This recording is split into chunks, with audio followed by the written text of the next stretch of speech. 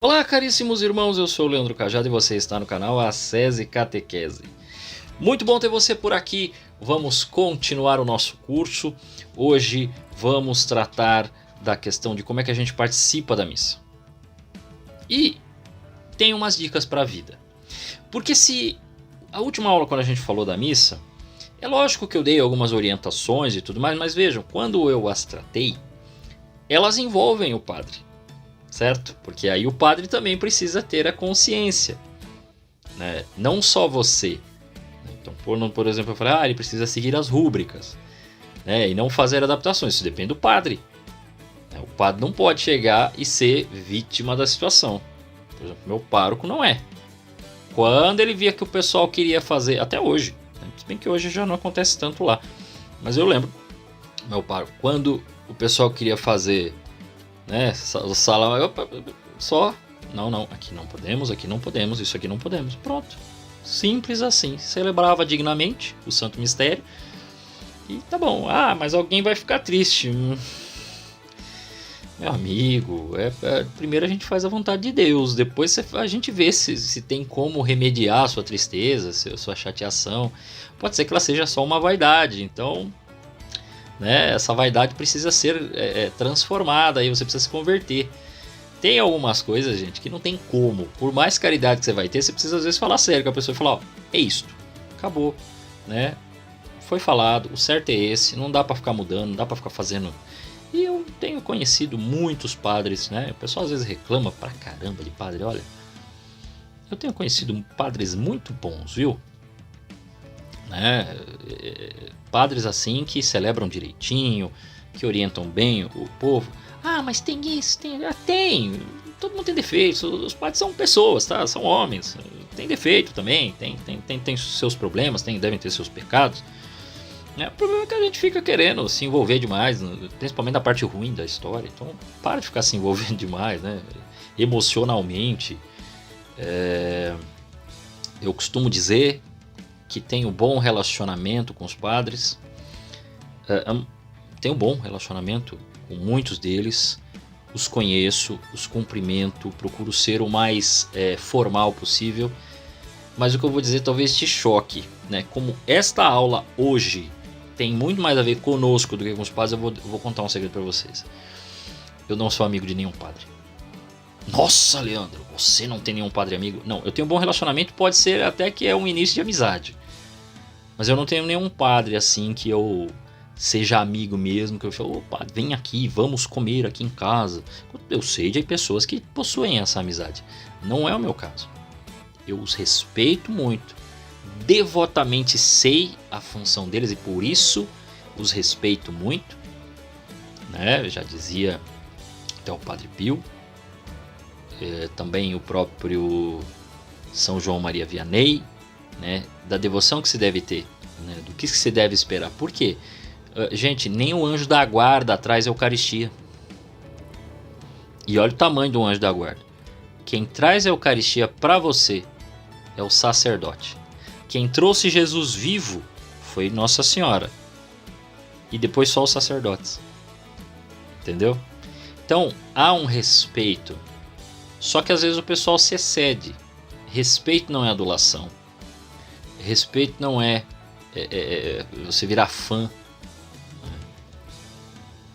Mas é respeitá-lo realmente. Chegar, padre, sua bênção. Aos que permitem também, porque eu não vou ficar entrando também nesse negócio, que se beija a mão, ok, e vai. Cumprimentar formalmente.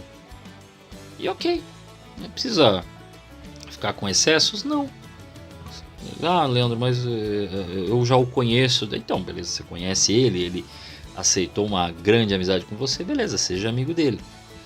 Só toma cuidado, para você não soltar as asinhas aí, e depois começar a querer intervir até naquilo que não lhe pertence, tá bom? Então isso são dicas para os leigos. Acho que o povo às vezes exagera sim, ou às vezes quer se envolver demais na vida do padre. Seria muito bom, para começarmos essa aula de hoje, do modo de assistir a missa, da questão da modéstia interior e exterior, você não ficar querendo invadir a vida pessoal do padre. Primeiro ponto, para com isto, não invada. a vida do padre, por favor. Porque fica muita gente querendo saber o que o padre faz ou deixa de fazer. Entendeu? Para. Isso atrapalha até o seu envolvimento, porque aí o que acontece? Uma hora ele não vai estar legal. Aí ele vai te decepcionar. E aí você vai, eu vou sair da igreja, porque o padre não presta, porque o outro é fofoqueiro. Para com esse negócio. Entendeu? Então não faça isso. Minha sugestão. Isto aqui não é catecismo, ninguém está falando, né? Também não estou falando para você ignorar o padre e não ajudar com nada. Mas se você tem contato, vai devagar, tá bom? Quantas coisas são necessárias para ouvir bem e com fruto a Santa Missa? 2. Modéstia exterior, devoção interior. Olha que beleza. Nós vamos tratar dessa questão da modéstia. Tá? Mas primeiro você vai ter que entender algumas coisas aí. Em que consiste essa modéstia exterior? A modéstia exterior consiste particularmente em estar modestamente vestido. Nós estamos falando de missa, tá? Mas isso podia ser para a vida também, não? Vocês não acham? Em observar o silêncio e recolhimento.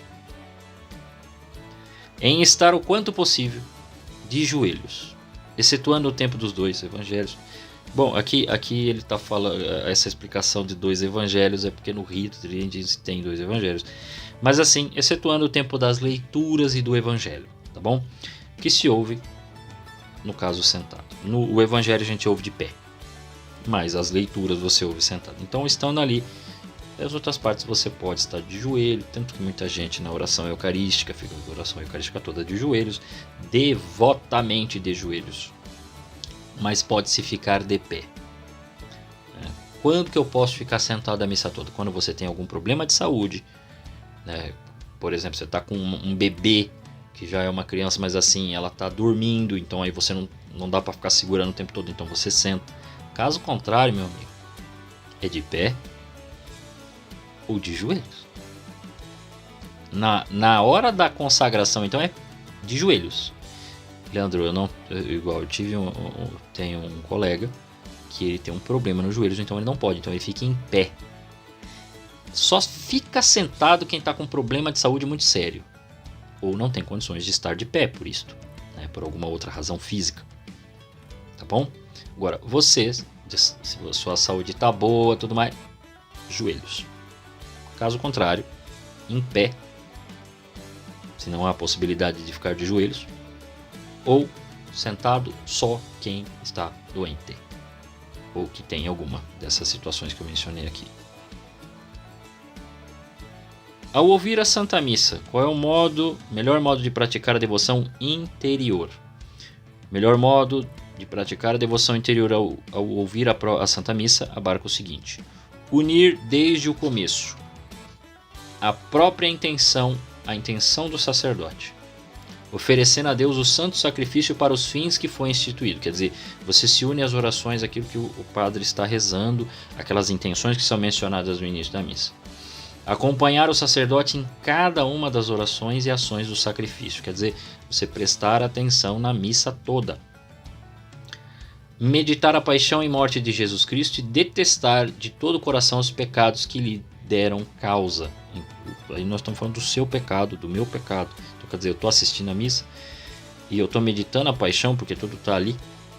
Então eu devo detestar todos esses pecados, né? Já ter ali a vontade, porque nós estamos chegando no sacramento da penitência, né? Já ter ali a firme intenção de não mais pecar. A comunhão sacramental. E se não houver possibilidade, a comunhão espiritual, ao tempo em que o sacerdote comunga. Quer dizer, naquele momento em que o sacerdote está comungando e logo depois ele vai dar a comunhão ao povo, eu já inicio esta preparação para receber a comunhão. Mas, Leandro, deixa eu te dizer uma coisa, eu não recebi primeiro a Eucaristia, eu ainda preciso fazer iniciação cristã, né, para poder receber a Eucaristia. Eu já sou batizado, mas eu não fiz catequese quando era pequeno, ou o outro diz, eu não sou batizado e tal. Ok, então existe algo que você pode fazer, que chama-se comunhão espiritual. O que é a comunhão espiritual? É um grande desejo de se unir sacramentalmente a Jesus Cristo, dizendo, por exemplo isso: meu Deus Jesus Cristo, meu Senhor Jesus Cristo, eu desejo de todo o coração unir-me a vós agora e por toda a eternidade, e fazendo os mesmos atos que as pessoas fazem antes e depois da comunhão, né? Então isso é uma coisa para você não ficar no momento da comunhão, quando as pessoas estão indo para a fila e tudo mais, panguando, né? Terminei, vai ficar ali e conversando com a pessoa do lado. Então, né, Joãozinho, não. Ali é o momento de você também se unir. Você não pode comungar? Ok, existem restrições, nem todo mundo pode comungar. Isso aí, gente, não sou eu que estou dizendo. Isso aí não sou eu que estou dizendo. Isso aí é o próprio Código de Direito Canônico que fala que existem restrições. As restrições são tão sérias que elas envolvem até o sacerdote, do que ele deve fazer caso ele tenha que celebrar a missa e ele esteja num pecado. Porque fala assim: procure urgentemente a confissão, não vá em pecado para celebrar. Isso falando para os padres, orientação para os padres. Aí eu escuto as pessoas falando assim: mas Jesus não é o remédio da alma, como eu em pecado não posso. Isso daí, meu querido, eu acho que a melhor explicação é assim: a pessoa está na UTI. E veja, o hospital jamais lhe dará, por exemplo, uma belíssima feijoada, uma lasanha, ali no momento em que você está. Por quê? Porque você está em risco. Então, como é que eu vou dar algo que pode ocasionar algo pior? E o próprio São Paulo diz, mas como assim? A Eucaristia é tão bom? Mas o próprio São Paulo diz: quem comunga o corpo do Senhor em pecado, comunga a própria condenação. Então, a gente tem que evita o risco.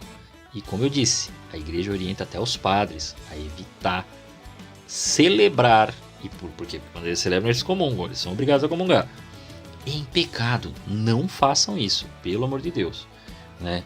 Não ligo. Aí a pessoa vai para a fila da comunhão sem saber. Não vá. Impede ouvir a missa com fruto a recitação do rosário ou de outras devoções durante o santo sacrifício. Já aconteceu de você ver pessoas, eu já vi, e não venham falar para mim que no retrito. Não. Já vi no rito novo, né? Promulgado de 69. Várias pessoas. A missa está acontecendo e a pessoa está lá no terço. Mas, Leandro, isso aí não é errado? Não. A recitação destas orações não impede ouvir com fruto a missa, desde que. Agora vem o desde que. Então agora vem a condição. Leandro, eu costumo rezar. Então tá. Você pode rezar o rosário, até se isso te ajuda, quer ver? Desde que haja um esforço possível de seguir as cerimônias do santo sacrifício.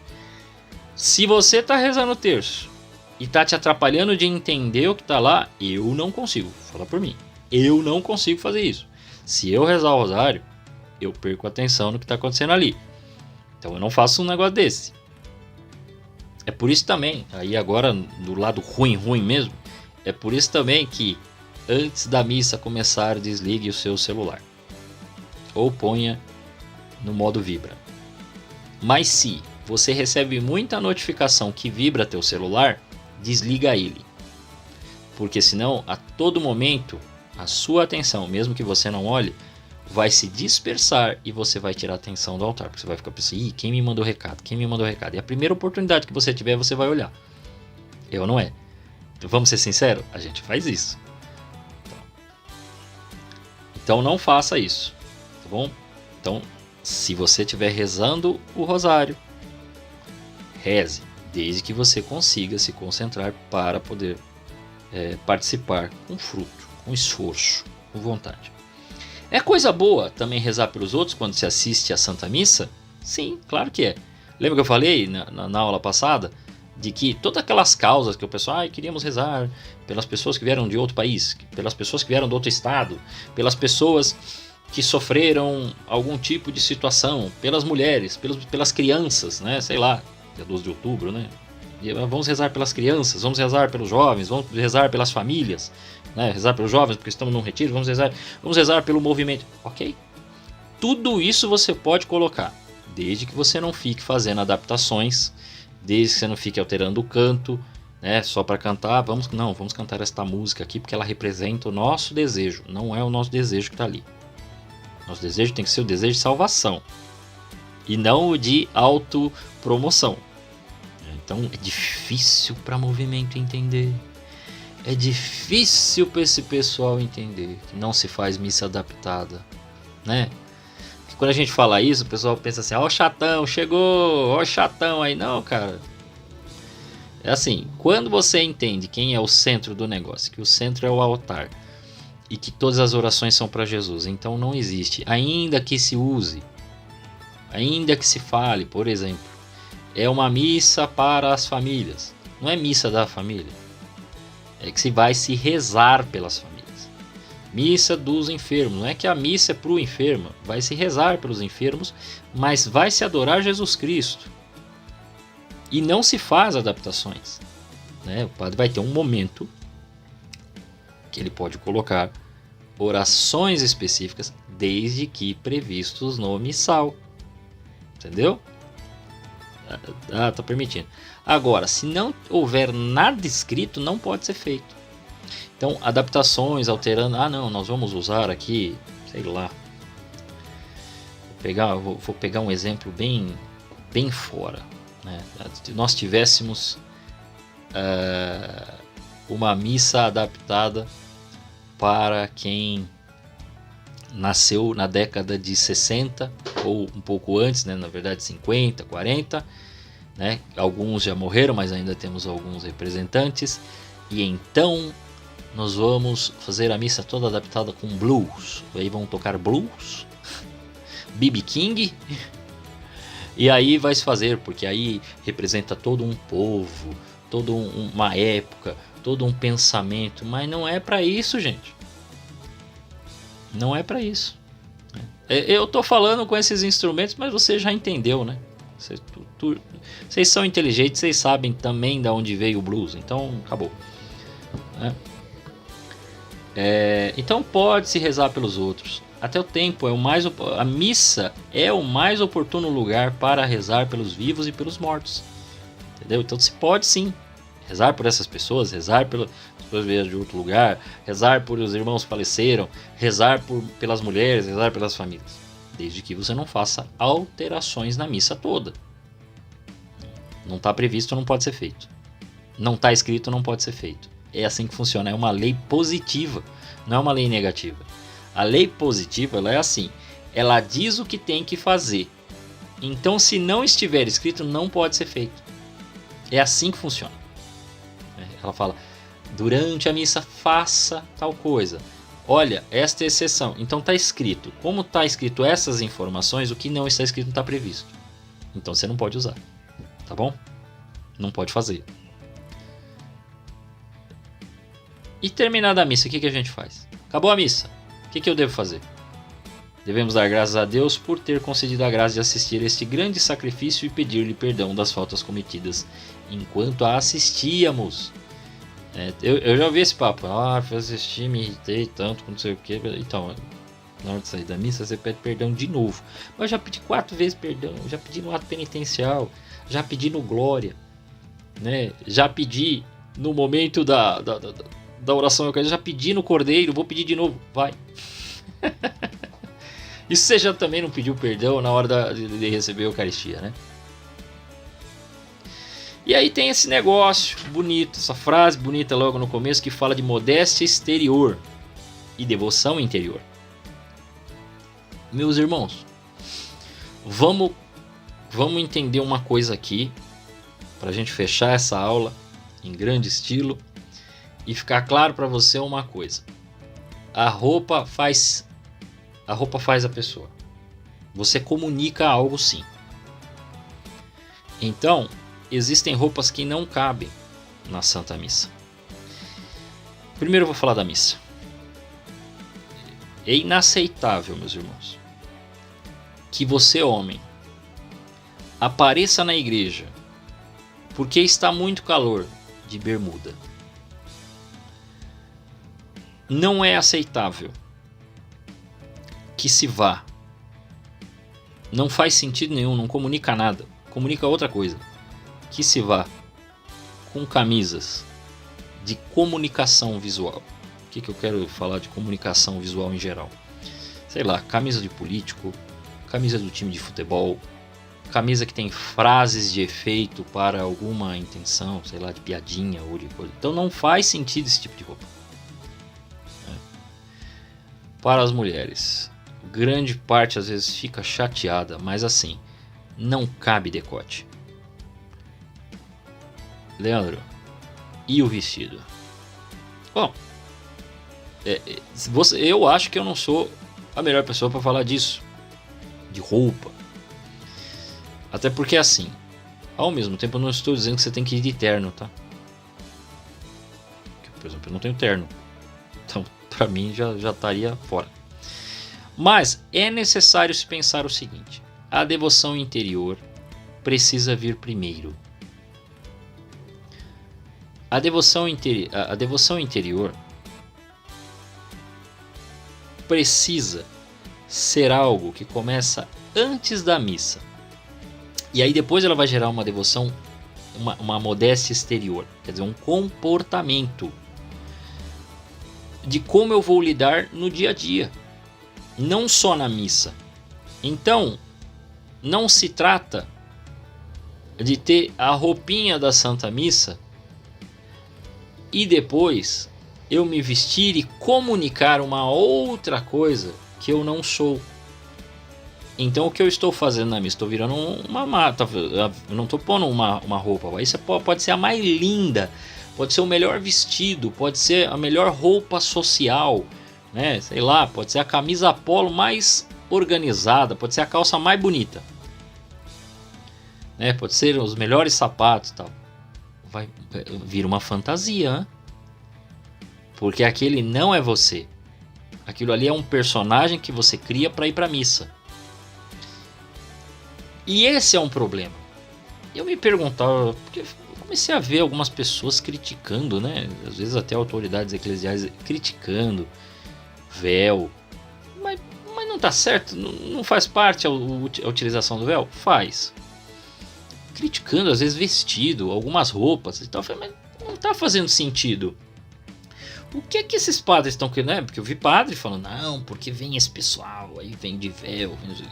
Mas tem alguma coisa errada. Os padres estão errados. Foi isso que eu pensei, né? Esse pessoal está errado. De certo modo, talvez a forma de explicar está errada. Então vou completar o que eu quero dizer aqui. Não adianta, meu irmão, você colocar essas roupas para ir à missa, mas isso não comunica a sua vida. Porque a sua devoção interior não é aquilo que você vive na missa. Você tem um comportamento na missa apenas para mascarar o que você faz fora. Então isto não adianta. Isto é a grande reclamação dos padres. Aí eu entendi. Falei, tá. Peraí, não. O homem não pode ser tão insensato para estar falando um negócio desse. Aí eu entendi. Por quê? Porque essas pessoas acabam às vezes mascarando com estas roupas lá na celebração eucarística, só que quando sai vira um outro personagem. Mas Leandro, eu faço exercício. Não, então aí você usa a roupa de acordo com o que você vai fazer. Você não vai para academia de terno, você não vai para a igreja de bermuda, pronto, ó que legal, né? E tanto é verdade que se você fosse chamado para ir para alguma autoridade, né, por exemplo, você vai lá na prefeitura e você tem que estar lá na secretaria de alguma coisa, você não vai de bermuda. Você vai assistir uma peça de teatro, você vai para um restaurante chique, você não vai de bermuda, você não vai, ainda que você coloque alguma roupa mais assim, você não vai de um modo a querer chamar mais atenção do que todo mundo. Você coloca uma roupa apropriada para o momento. E por que na missa não? Ah não, Deus entende. Deus entende, quem não está entendendo é você, né? O problema não é Deus, o problema é você, que está comunicando a sua irreverência dentro da missa, porque você não quer ser reverente, você não quer reverenciar a Deus, você quer fazer as coisas do seu jeito. Então isto é um egoísmo, mas não tenha dúvida. E consequentemente, quem só faz isso de modo exterior, ou seja, vira só uma modéstia exterior, que é simplesmente ali para mostrar, olha, aqui eu tenho que mostrar que eu sou bonzinho, então eu vim com essa roupinha aqui, mas lá fora eu comunico, não apenas com roupa, mas com ações e atitudes completamente diferentes de como eu me comporto na missa. Temos um problema. Essa devoção interior tem algum problema e está comunicando falsamente com a roupa aparentemente modesta. Então esta modéstia, para ela surgir, ela tem que brotar de um coração que realmente vive a fé. E aí você precisa compreender os mistérios de fé, oração, né? Compreender o que é que eu devo fazer, o que é que eu não devo fazer, né? Ter uma moral cristã mais compreendida. Por isso você precisa ter contato com a palavra de Deus, contato com o catecismo, participação realmente sincera na Santa Missa, para que aí sim, a sua roupa comunica quem você é. E não simplesmente um uniforme que uma pessoa coloca para trabalhar, mas ela não tem identificação nenhuma lá com o trabalho. Ela está indo para trabalhar porque ela precisa ganhar dinheiro e tal, então ele põe lá o agasalho, ele põe lá o bonezinho para trabalhar. Saiu dali, ele é outra pessoa. Ele é um outro ser. Porque aquilo ali é só uma persona que ele precisa fazer. Até ele já fez o treinamento do modo de falar, então ele tem a linguagem própria daquela empresa, porque ele tem contato com pessoas por telefone, ele às vezes atende público, então ele tem um procedimento. Olá, senhor, tudo bem? Tá, mas no dia a dia ele fala, e aí, mano? Você vê que isso daí... Então, você precisa trabalhar o seu interior para refletir no exterior. Então, aí sim, vale a alteração das roupas. Porque nós poderíamos pensar assim, e um mendigo que entra na igreja nem camisa tem? É a melhor roupa que ele tem. Aí ele vai lá, se ajoelha, ele nem se aproxima do altar, porque eu estou falando de gente séria, tá? Que às vezes está na rua, o cara nem se aproxima do altar, fica lá de joelhos, faz a sua oração, mal tem camisa, tá sujo e tudo mais. Ele participou com devoção. E é aquilo que ele tem para oferecer. Ele nem roupa tem. Entendeu? Então é isso. Espero que você tenha entendido, né? Você ficou chateado aí, me desculpa. Eu não tenho muito o que fazer por você. Eu só te convido, assim como eu vou buscar também a sua conversão. E que a gente possa participar com frutos verdadeiramente sinceros, uma entrega real, uma entrega devota, e possamos nos entregar a Deus verdadeiramente. A todos vocês, que Deus os guarde.